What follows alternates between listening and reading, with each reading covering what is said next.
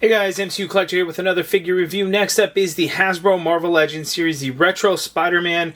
Let's call it Wave 2, 3, 5, I don't even, 2023, 2024 wave, whatever it is. But we have the next wave of the Spider-Man Retro figures.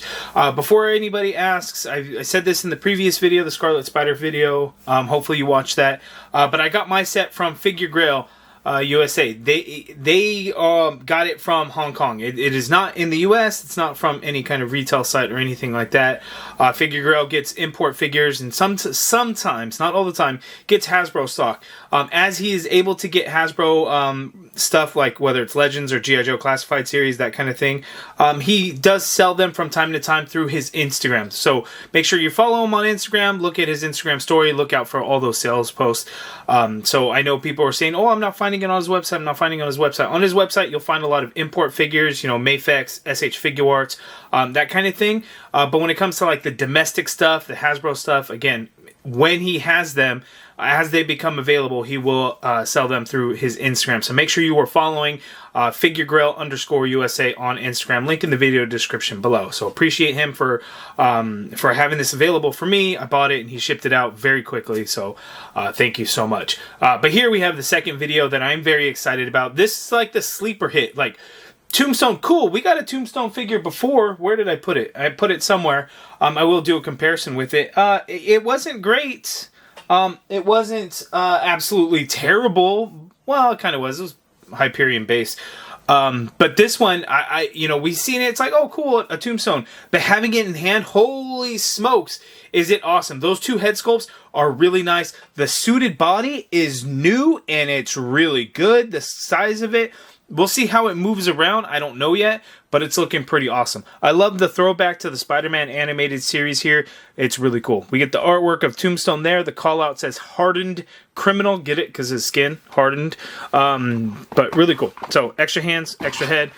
There, looking at the back of the package, you can see we swap out a head, swap out his hands, and he has the crowbar. The bio for Tombstone reads, the dangerous and high-priced hitman known as Tombstone faces off against Spider-Man and other heroes of New York. Not a whole lot going on there, but interesting enough. Let's get Tombstone out of the package.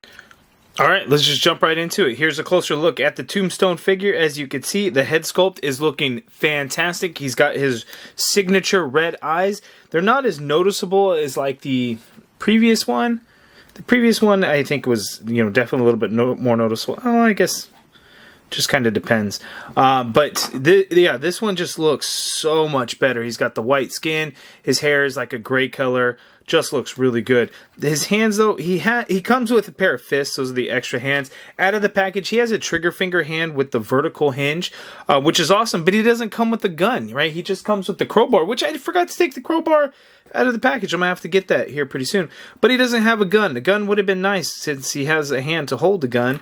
And then the left hand is just like this open hand. You can use it for gesturing or potentially like grabbing the neck of Spider-Man, which he could do. And look at that, you can kind of hold him. So you can do some good things. But I will be honest with you, as good as this figure and this new body is, there's not a whole lot you can do with it because this jacket's in here. You can pop the jacket, but you would have to pop the glue. I don't know what's going to be up underneath that. It feels like there's an ab crunch because he's, you know, able to move forward a little bit. You know, it's not... wait, is it a ball joint? Oh. Is it a ball joint? Like, I can't... look at that. It's got to be a ball joint, right? Look at that, because it's tilting. And it's tilting at the waist. It's not tilting at the diaphragm.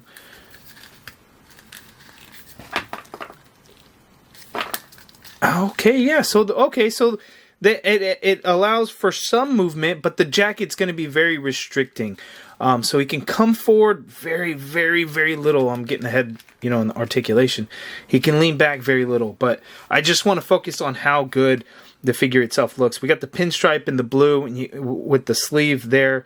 They also did it. We get these nice pinless new legs, these feet, just all around looking really good. So this is just kind of the relaxed face or kind of the grinning face of Tombstone here. He comes with the extra head sculpt, which is kind of like the screaming head. He's got the open mouth there, and it just looks awesome. The way they did the teeth and the gums, it's kind of the print, makes it look very clean, and the sculpt and everything. came out looking really, really nice. Now you'll notice, of course, there is no separate neck piece. It is all just one piece. Whoops. So it's just going to move around. Whoops, I didn't. Oh, there we go. So it's only going to move around so much in kind of a circular motion. You can do a swivel in there. You can not really do a pivot, but the problem that's, you know, that we're going to face is you can't look up, can't look down. So why they're doing it this way, I don't really know. As you can see, I tried to make him look down, but it's just pulling the neck right out of there. So that's unfortunate. But the two head sculpts look really good. Now, why they did it this way, I don't know. Because they could have just had the neck be a part of the torso, but they made it a separate piece. I would have preferred if there was the neck already in there and the head was just popped on there, because then we can get some better movement. But, you know, it is what it is at this point, I guess. I'm sure there's a reason why they did it. I don't know the reason. Who knows if we'll ever understand it, but, you know, it's a little unfortunate, and that does kind of suck. But two awesome head sculpts there that I think are some of the best that they've done on any comic figure. So, kudos to Hasbro. Okay, and then I fished out the crowbar since for whatever reason I forgot to pull it out the first time. So here we have the crowbar that he comes with. It's just done in this darker gray plastic, which is good. It's not that cheap, thin-ass, damn near translucent gray that we typically get. So that looks pretty good. So not bad. I think this might be our first crowbar. I'd have to check. Maybe the Tracksuit Mafia came with it, but there we go. So now let's go ahead and check out Tombstone's articulation. Okay, so we kind of went over the head, right? The head, you're not really going to get a whole lot. You can get kind of circular motion, not even really any tilt or pivot or anything in there like that, because the neck and head are all one piece. So that's a bit unfortunate. The shoulder you can get to go straight on out like so. You can do a full rotation in there with that shoulder. You get an upper bicep swivel, a double jointed pinless elbow, which gives us a very nice bend there, as you can see. And it doesn't actually make the ugliest elbow cut like we've seen with some of the sleeved ones, like the classic Dormammu or Red Skull. It's just a really ugly elbow cut. It's not so bad on this guy. Wrist swivel, and they do hinge. The fists and the open hand have the standard horizontal hinge. The right hand trigger finger hand has the vertical hinge. It looks, and I can't, and again, I'm not going to cut this jacket to kind of see, but I mean, the fact that we can get this tilt in there tells me there's a ball joint at the waist. It's not at the diaphragm, because I can move it down here. So it has to be a ball joint at the waist. So tilt to the left that much, tilt to the right that much. Not a whole lot, but at least there's some movement. Going back, as you can see, he can lean back a little bit.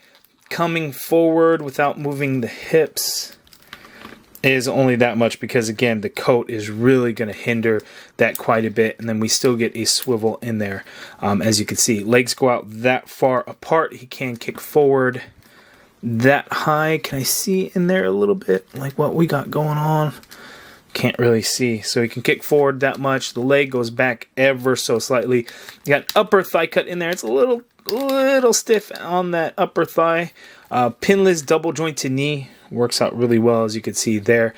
As far as the feet, the ankle has a swivel in there. It's a little bit tight. Foot hinges down a little bit, but the foot's going to hit the back of the pant leg. The hinge up isn't really going to work because it's going to hit the pant leg, so it's a little unfortunate. You do have a little bit of ankle pivot in there and peg holes at the bottom of the feet. So pretty good. I mean, somebody in a suited body, how much can they possibly move around? This guy, not a whole lot, just a little bit, but it looks really damn good. And it's not the same as like the Happy Hogan suited body. This is definitely a new updated suited body, just kind of a bigger version. So I'm really liking the way it came out. Okay, so here we have some side-by-side comparisons. We have the Renew Your Vow Spider-Man, so you can see kind of our latest, greatest Spider-Man figure up against the, you know, comic book-wise, up against Tombstone here. And then we have the original Hasbro Marvel Legends Tombstone figure. This released in the Spider-Man Homecoming wave, the Vulture Flight Gear Build-A-Figure. And this is, you know, basically Hyperion body mold Tombstone. I hate the Hyperion body mold, like hate it. But you know, the head sculpt is pretty good. Paint wise, back then it was a little bit wonky. There's been a lot of improvements here and there as far as Marvel Legends on how they do things, like how paint is applied, that sort of thing. So at the time, you know, this was decent. We got a Tombstone, so that was cool. But, you know, versus what they can do now, and it's just a massive difference and upgrade. And Hyperion body mold is essentially gone at this point. Thank God, because I just really hate this body. So what a crazy difference between the two, as you can see, like height wise and everything. We get more of a pale skin. This version kind of had more of a light blue, like a bluish gray in color. Like it's gray but has like a blue hue to it.